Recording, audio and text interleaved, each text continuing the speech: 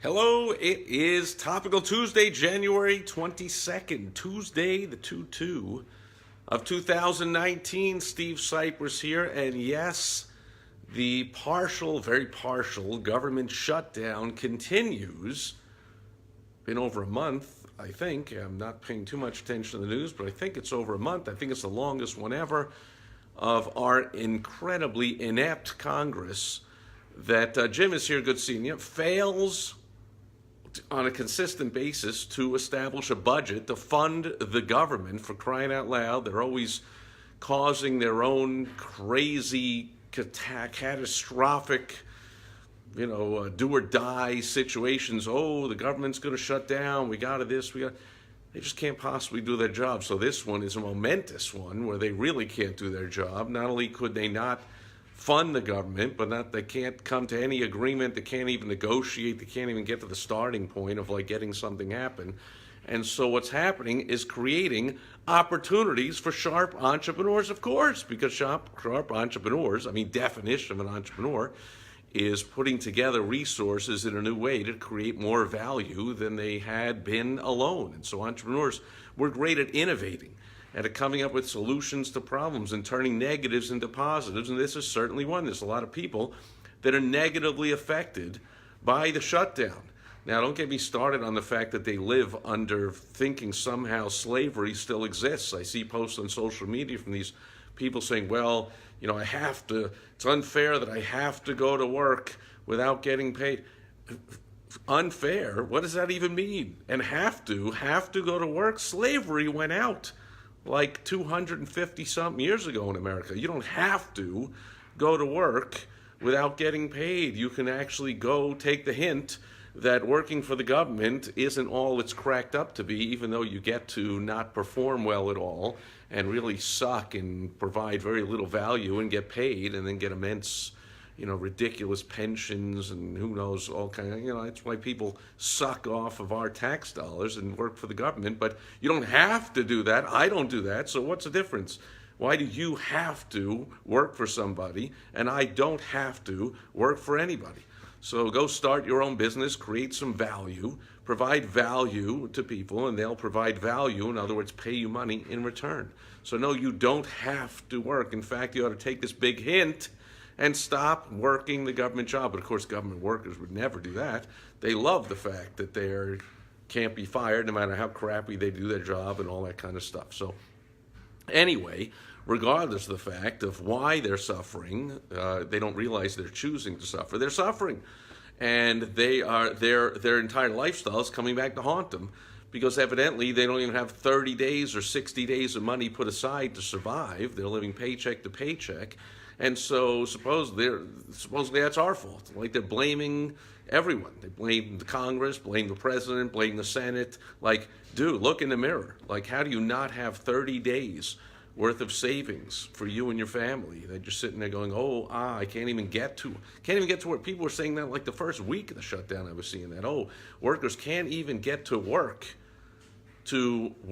if they're not getting their paycheck. Wow. So now you don't even have 7 days of something put aside. So it's our fault that not only do you work a job where you're allowed to be a sloth and provide very little value for the money you take, but then you spend all that money and have no financial sense whatsoever. The fact is, however, there's lots of people that have said no financial sense and are in great need during the shutdown. So entrepreneurs can run shutdown specials. Okay, I had a client years ago with a hair salon, and during the Obama years with the ridiculous recession, Bush first causing the crash, and then Obama making it worse with his socialist policies, just like FDR, came in when there was a depression going on, and he made it worse and made it last way too long by his socialist policies. Obama did the same thing and extended the misery for years, where we never had even 2% GDP growth for a year under him. And the debt kept rising and all that kind of stuff. So, now, of course, the stock market did well.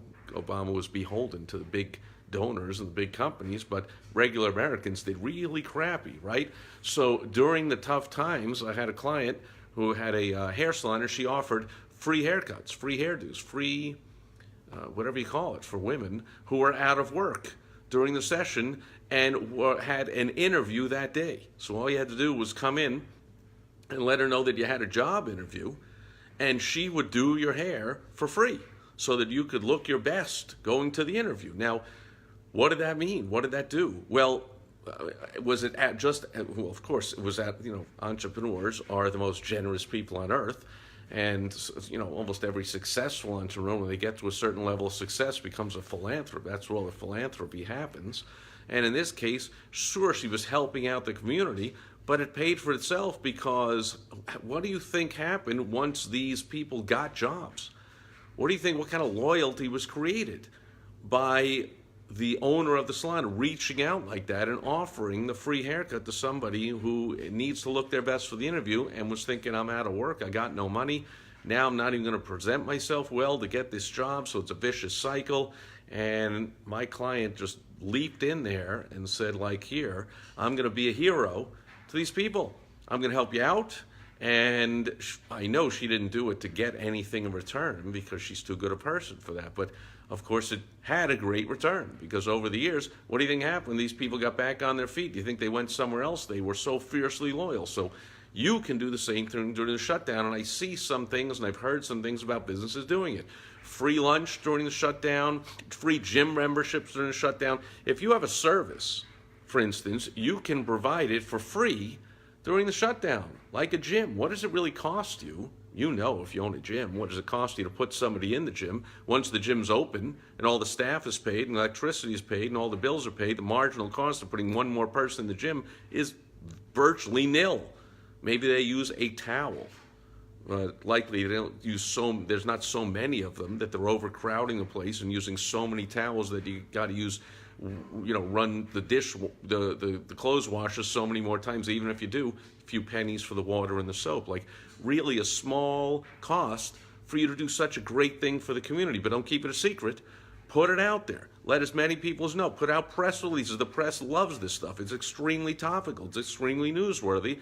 And they want to help the furloughed and the not getting paid government workers. So they will publish your press release and they'll put it on TV, and you might even get interviewed on your local morning TV shows that go on for 2-3 hours every morning on all the channels, and they all got to fill up all that time. They'll bring you on, they'll interview you. And maybe they'll even come to your place of business and take a tour around and look at what you're offering to those people. Free this, free that, free this. Again, if it's a restaurant, it's not technically a service, but we all know, if you own a restaurant, you know that you have a much lower food cost than the actual price you charge for the meal. So what if you said free lunch, free pizza, free something while you're on furlough to people, or even if it's just one day a week, but go ahead and hopefully you're going to come up with some kind of promotion related to the shutdown. And then once the shutdown ends and these people going back to work, it's very likely that even if it isn't all of them, which it's hard to believe it wouldn't be all of them, but at least some of them are going to remain loyal to your business. And even if they don't maintain their gym relationship, they might refer people to you. They might come back later. They might come back certainly, every January when people make the #1 resolution to lose weight, and they keep that for about a week or two, but at least they'll come to your place for that week or two. And they'll tell people about it, and some of them will join and will stay forever and be that loyal because in their time of need, you were there for them. Okay, so hopefully business owners who, because on the other hand, I hear some business owners that just don't get it are complaining, some of my customers are out of work, they're not coming in to get their hair done or whatever it is or whatever. Like, fine, but don't sit there and choose to be a victim because of the shutdown. Instead, be a hero because of the shutdown and boost your business by innovating and thinking and turning that negative into a positive. So what can you do to provide support for people that are negatively affected by the shutdown? That's the promotion you ought to run, and promote the crap out of it, especially the press releases. Get it into the press and the media, get it all over social media. Not only are you going to build up goodwill and loyalty in the people you're actually helping, but of course, you're going to be presenting yourself as the hero you are to all of your current clients, patients, members, customers, and anyone that's even thinking of doing business with you. So take advantage of the shutdown. Be an entrepreneur. Be opportunity-minded, be resourceful, be innovative, and run a shutdown special in your business. Phil Brakefield's here, and Phil says, plus collect the names of the people who help, stay in touch, and blah, blah, blah. Of course. Well, obviously. Well, okay, I guess that's another message for another day, but if for some bizarre reason you're not collecting names of people that are doing business with you, especially if you're giving business for free, then, man, you got to do a lot more than watch these videos. So I'm assuming, but thank you, Phil, but I'm assuming you have at least enough intelligence to do that incredibly basic thing. I'm talking about an advanced thing. Instead of just sitting there and going, my business is down, you know, because I got a lunch place across the street from some government building and people aren't coming in for lunch. What do you mean they aren't? Give them a free lunch. They'll come in for lunch. They might even tip the waiters and waitresses because they got a few bucks maybe, but they'll certainly, when they get back to work at that government building, they'll be coming in even more than they ever did before. Make sense? That's it for Topical Tuesday. Be a true entrepreneur. Turn the negative into a positive, into an opportunity for your business. And remember, it's all about giving value first. Serve them first. This is a long-term play. So help them for hopefully it's short term. I mean, if the government ever wants to do its actual job and open up again, for crying out loud. Now, of course, if you ask me, I think they should take the big hint, and it's likely that 80% of these furloughed workers, the government already calls them non-essential, all those roles are going to be much better filled by the private sector, and all the workers ought to take a hint and go get a job in the private sector. The government ought to take a hint. Trump, Pelosi, all these ridiculous clowns that are politicians ought to take a hint and do something that's right and best for the country, which is get rid of all these non-essential government jobs. Give me a break. How long could a private business run with thousands of non-essential workers? The whole thing is retarded.